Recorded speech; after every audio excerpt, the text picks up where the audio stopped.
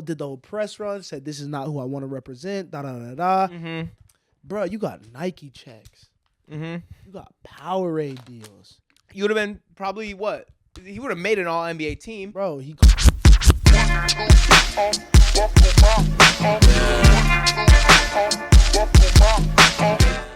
more so than anything, you see it with like what we can mix in like the fucking Ja Morant thing. Like Yeah. a nigga who hasn't seen nothing or isn't from that is gonna want to pop they shit when they get out just to make niggas think they hard. Mm-hmm. But someone who's seen tragedy and has seen loss and been in these situations is going to want to get as far away from that as possible, bro. Yeah. Bro, you see Wallow? Like, Wallow be happy to be outside. Yeah. Wallow be happy as fuck Yeah. to do anything. He don't give a fuck how goofy he looks. Because, like, bro, I'm living life. I'm free. Mm-hmm. Legitimately. I Like, did it. Like, I could go anywhere I want, and I used to be confined to a fucking cell. Mm-hmm. I'm going to live my fucking life and be happy as fuck. All 24, I'm awake. Yeah. You know what I'm saying? 100%. No, I think that's a great comparison, and I think we can get into the Jaw stuff because it was definitely something really interesting. Yeah. I know. Like people, what I saw. Someone called him something super funny. NBA dumb boy. NBA dumb boy. Kwame Brown. Shout out. Yeah, bro. that was so funny, Bro. But I mean, if you didn't see, I'm sure everyone saw. But Ja Morant, for the second time in the past 4 months, in the past 2 months, is on Instagram Live with a gun in his hand. You know, like. It's just unexcusable. You know what I mean? It's absolutely crazy to see. Bro, at a certain point, you got to be like, yo, NBA Youngboy, when he said, like, in the Elliott interview, like, you know, I know how my music affects the youth and da-da-da-da. He's talking about you, Ja. Mm-hmm. He's talking about you, Ja. Mm-hmm. Like, bruh, just because you listen to Youngboy say shit does not mean you got to go pull out the gun. Mm-mm. Who are you shooting? Yeah. You Nobody. are legitimately, I saw the background. You're in your residential neighborhood. Yeah. Why do you need the gun? Yeah. Why do you, like, what? And why do you think anybody's going to think you're tough for having that there? You know what I'm saying? Like I was talking to someone and we were comparing it to, we were comparing Jaw's situation to like Ron Artest. Mm-hmm. You know what I mean? Malice in the Palace. And it's like, there's such a difference between somebody that came from that and has worked on themselves to avoid that, and then somebody says something and it comes out of them. You know what I mean? Just that innate like fight. You know what I mean? And that's the complete opposite of what we're seeing with Ja, as somebody that's not pushed to any limits, but is almost fronting that without any need. You know what I mean? And I think it just solidifies. It's giving the opposite message he's trying to send. If it's about sending a message, if it's about looking tough, like it's having the complete reverse effect. It's just dumb, bro. Like, yeah. It's like there's no other way to describe this besides pure unfiltered stupidity. Mm-hmm. Like, this is really, really, really fucking dumb. Yeah. Like, it is inexcusable. Like, like, you are dumb as fuck, bro. Like, no, like, bro, you got a light ass suspension. Mm-hmm. They said 8 games, you missed 2, bro. Mm-hmm. Like, this nigga was like not. Did the whole press run, said this is not who I want to represent, da da da da. Mm-hmm. Bro, you got Nike checks. Mm-hmm. You got Powerade deals. You would have been probably what? He would have made an all NBA team. Bro, he cost himself 40 M's because, you know, that was the slap on the wrist. That probably justified the short suspension. Like, you know, because I think, like, numbers-wise, if you into, like, hoop and, like, whatever, like, you know, Ja was probably one of the top 6 guards in the NBA. Mm-hmm. Like, he, you know what I mean? He could have been on there. But he didn't get that, and contractually, because of that, kicker doesn't, like, go in, so he doesn't get 40 M. So now instead of 240, he's at, like, 190 something. Mm-hmm. You know? And now it's like, fuck, you might give up the whole contract. Yeah. You giving up game checks for at least the first half of the season. Mm-hmm. At least. And it's like, why? Why are you fucking up bread? Why are you fucking up the brand? Nike's gonna drop you. Mm-hmm. Like, I don't know. And you've had time and time again, you've seen him drop Kyrie. Yeah. You've seen Adidas like drop Kanye. Like, you see what could happen and how cutthroat these companies are. Yeah. What are you doing, bro? And if you're not gonna like fix it for yourself and for your own money, like look at everybody that you are inspiring. You know, you are probably the most electric player to play basketball since D-Rose. You know what I mean? That kids are like, oh my God, like look at the athleticism, just the pure ability on this person. and this is what you're gonna stand for. You know what I'm saying? It's really, really disappointing. And if they don't do it for you, if like all the kids that you're inspiring outside of your home don't inspire you, have a daughter. Yeah. Like you have a child daughter. Yeah. This is what you want to represent as she gets older. Mm-hmm. This is it, bro. And like you really like it does make the shit seem so stupid when like I get there's a parade inside my city at the beginning of the season. Mm-hmm. All the bullshit. It goes down, right? And you come back after the first suspension still saying that shit. Mm-hmm. Still quoting the Young Boy lyrics. All like, bro, it's like, even if you're bumping that shit, because it's fine. It's fine. Listen to whatever music you want. I don't give a fuck. But it's like, publicly, at least show that you've changed. Show some remorse. Show some learning. Yeah. I don't know. It begs to me a bigger question about, like, we talk about, obviously, like, celebrity and all this, and musicians are the same way, because it's fucking kids. Mm-hmm. Lil Tyler's, like, what, fucking 17 years old? Yeah. Like, these are little ass niggas getting Hold on. big money. But, yeah, I just think there's something to be said about these underdeveloped human beings Mm-hmm. getting so much money at such a young age. Yeah. You give me a fucking contract to record some albums and like all this money before I even put out the product, Mm-hmm. before I even had it ready. There's this big chance that I probably like say you get to this point, right? Because think you see this with a lot of artists. You know what I mean? They put out a mixtape or two that gets them hot. You know what I mean? They in the streets. You know what I mean? Got that buzz. Right? You sign a deal. Then you still have to produce an album now, but now you got the money. So now you could go to the studio and smoke weed. Now you could go to the studio, drink lean, go to the studio, get drunk, invite the bitches over, and do everything but make the album on someone else's dime. You know what I mean? Especially you playing with the advance, it don't always kick in that, oh, they gotta recoup this bread. You know? Yeah. And so that's how you could then see a lot of these. I do believe a lot of these projects are rushed. A lot of the ones that you see when they get their big debut album and it don't hit the same, I think it could be a product of it being rushed. I think it could be a product of them maybe getting complacent when they get money. You know what I mean? Yeah. You see it with athletes like DeAndre Ayton and all that. You know what I mean? Nigga said, I want to work hard and do all this shit to get to my second NBA contract. That's a crazy quote. After you touch 100 M's, niggas don't give a fuck no more. Yeah. So, I don't know. Do you think you can handle it?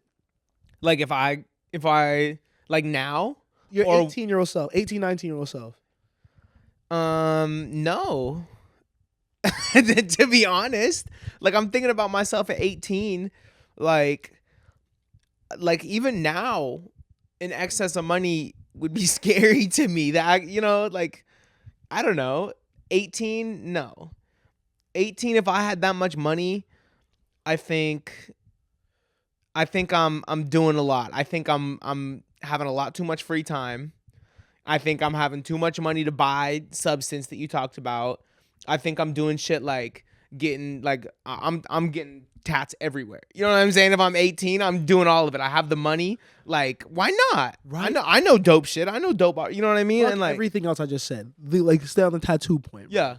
Because it's like, right now, Yeah. how you're getting tattoos. You know what I mean? I think you could very well, by the time you're like 30, be tatted all over. You know what I mean? Mhm. But you're going to get a couple here, a couple there. You know what I mean? Yeah. You have to be more selective and intentional with it. Mhm. But if you're 18, you get all the bread to get your whole body tatted. You might just blast your whole body. And then in 5 years, you might look back and be like, well, fuck.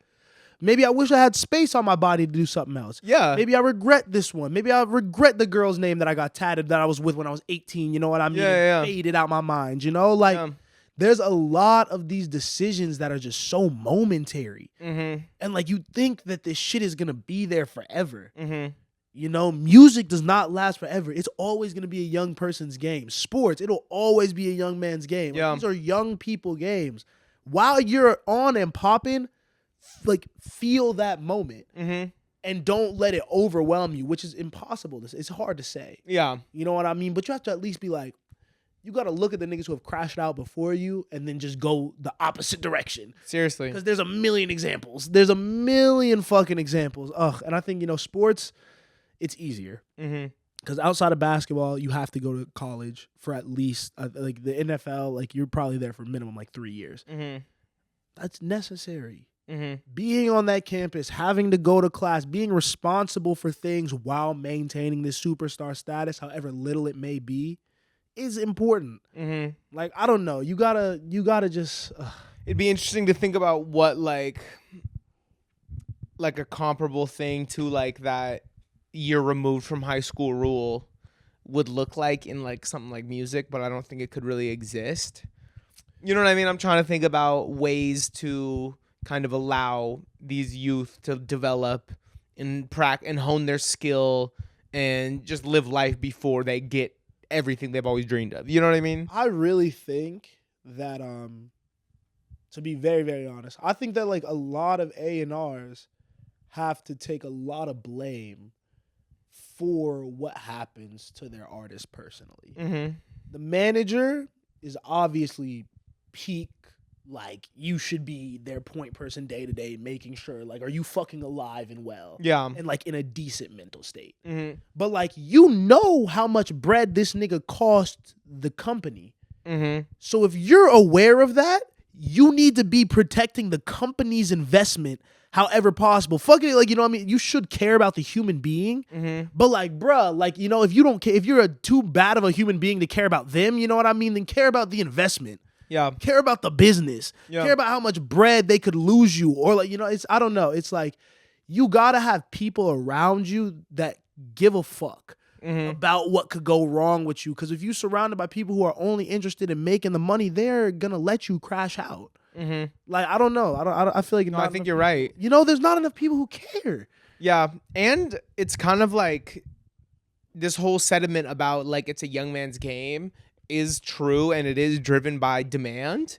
But like some of the people that have a lot of power as gatekeepers need to maybe stop looking so much at these kids. Yes, bro. Give more shine to the older people that are ready and that are probably more skilled anyway. And even if the consumer is dying for this little 15-year-old whatever, maybe just for your own mental and for like the reputation of your company, you look at somebody that is actually ready for that check. Bro, and you think it's fucking obvious. Yeah. You think it's fucking obvious. Yeah. Because it's so much easier to have a conversation. Bro, I'm 22 years old. I would still much rather deal with a 30-year-old than an 18-year-old.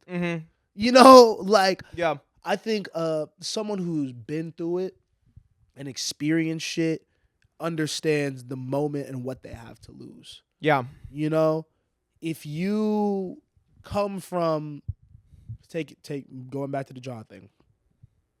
People say he comes from like a middle class home. You know what I mean? There's nothing wrong with that at all. But if you've kind of had money, kind of had a comfortable upbringing, and then you get more bread to make you more comfortable, you're like, damn, the life that I was living before wasn't that bad. Like, if I could go back to that, if I had to go back to that, it wouldn't be the worst thing, you know? But if you get out of a situation, or like in terms of music, say like the first thing that you put out doesn't get on. The second thing you put out doesn't get on. It takes you a while to find your sound and develop as an artist. When you do get on, you're going to do everything in your power to stay on. Because you're humble. You know? And then you're going to also be more willing to be like, fuck, like, let me get these endorsement deals. Let me pop out to these interviews. Because you understand what's at stake. Kids don't always understand what's at stake. Myself included, bro. Yeah. Like, we're still very young, you know what I mean? Fucking up mistakes and all that shit. But like, I don't know. I love doing this and having the podcast and getting to talk to artists and working in the industry, because just on the pod, like, I think about everyone on a spectrum in age, you know what I mean? And they're all great artists that are deserving of their moment, but to hear kind of the difference in perspective and how they speak about their career, I think is really telling, you know? 100%. And I think there's obviously exceptions to the rule, you know what I mean? But yeah, you just can't think that these exceptions are the norm, bro.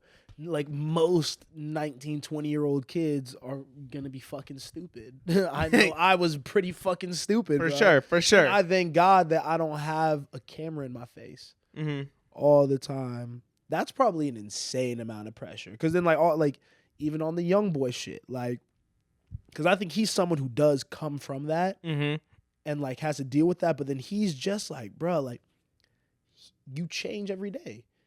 You go through, like, you could wake up one day having a really bad day. Yeah. And I doubt that he's thinking about the Elliott Wilson conversation 3-4 months removed from that. He wakes up, sees someone talking shit, one of his ops talking shit. You know, it might just be out the window with all that bullshit. We firing on everybody. Mm-hmm. You know what I mean? Fuck the industry. Mm-hmm. Literally, that nigga took shots at, bro, like when you hear some of the music from YoungBoy, and it's not the shit on YoungBoy episode, because he has some redeemable qualities. He has good songs that are in my phone for sure. You know what I mean? Yeah. But it's like when you hear him firing on Yachty, Drake, like fucking, like Dirk, obviously, like niggas dead homies, bro. It's like, bruh, like he seems more like he comes off more like a troubled kid at a point to me. Yeah, it's like I feel bad for why are you mad at Yachty? You know, Yachty was putting you on his album. Yachty did not do anything. It feels like you almost feel like he almost feels like isolated. Which he is. You know? He has been totally isolated by the industry because of his own doings. Yeah. But like